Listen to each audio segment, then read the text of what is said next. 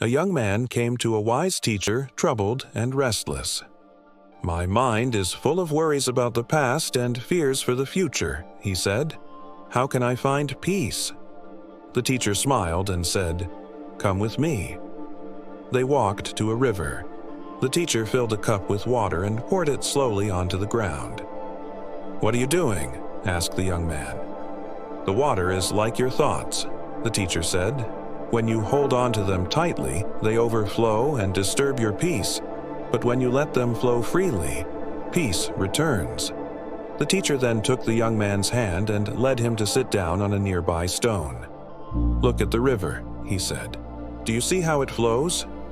The young man nodded. "That is how your life is going. You cannot stop the flow of the river, just as you cannot stop the flow of life. The past is gone. The future hasn't come yet. The only moment you really have is now."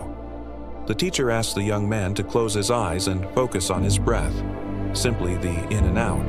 As he did, his restless mind began to quiet. The worries faded. Opening his eyes, the young man said, "Thank you. I see now that peace is not something to chase. It is already inside, waiting when I simply breathe and be present."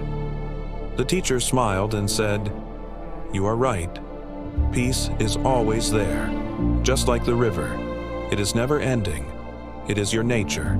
When you forget this, you suffer. When you remember, you are free." The young man went back home, his heart full of gratitude. He realized that the real journey was not about seeking peace, but about returning to the place he already belonged, to the stillness within.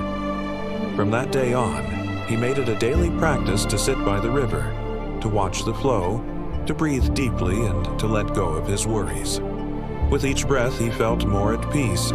With each passing day, he became more fully present in his life. The more he lived in the moment, the more he saw that peace wasn't out of reach. It was the very environment he was already in.